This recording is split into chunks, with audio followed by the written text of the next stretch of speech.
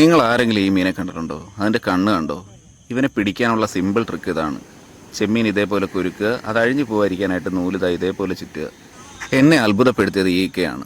പ്രായം ഒരു വിഷയമേ അല്ല ചൂണ്ടയ്ക്കെന്ന് ഇക്കയെ കണ്ടു പഠിക്കണം. അപ്പോൾ ഇക്കയ്ക്ക് അടിച്ചേക്കുന്നത് ചെറിയൊരു തെരണ്ടിയാണെങ്കിലും അത് കരയ്ക്കെത്തിയപ്പോൾ തന്നെ കുരുങ്ങി കല്ലിനിടയ്ക്കുണ്ടായിരുന്നു. എൻ്റെ സിംഗർ ഉടക്കിയത് കാരണമാണ് ഞാൻ ഇറങ്ങി എടുത്തു കൊടുക്കുന്നത്. അപ്പോൾ ഇവനാണ് തെരണ്ടി. നമ്മളിവിടെ അപ്പത്തെരണ്ടി എന്നൊക്കെ പറയും. ഇക്ക പിടിച്ച 35 കിലോയോളം തൂക്കമുള്ള കാക്കത്തരണ്ടിയുടെ വീഡിയോയിൽ നിന്നാണ് എൻ്റെ ഈ ചാനലിലെ തുടക്കം. അപ്പോൾ അത് അത്യാവശ്യം മോൺസ്റ്റേഷൻ ആവാൻ കാരണവും ഇക്ക തന്നെയാണ്. അതുകൊണ്ടാണ് ഇവർക്ക് ഉടക്കിയ മീനെ ഞാൻ ഇറങ്ങി എടുത്തു കൊടുക്കുന്നത്. മീനെ കിട്ടിയ പാടെ അതിൻ്റെ ഹുക്ക് റിമൂവ് ചെയ്യുകയാണ് നിങ്ങൾ ഈ കാണുന്നത്. അതിനെ സൂക്ഷിച്ച് പിടിച്ചില്ല എന്നുണ്ടെങ്കിൽ അതിൻ്റെ ബാക്കിൽ മുള്ളുണ്ടാവും. അത് ചെറുതായാലും വലുതായാലും ആ മുള്ള് കയറിക്കഴിഞ്ഞാൽ അത്യാവശ്യം 8ൻ്റെ പണി കിട്ടും. അതാണ്ട് ഈ കാണുന്നതാണ് മുള്ള്.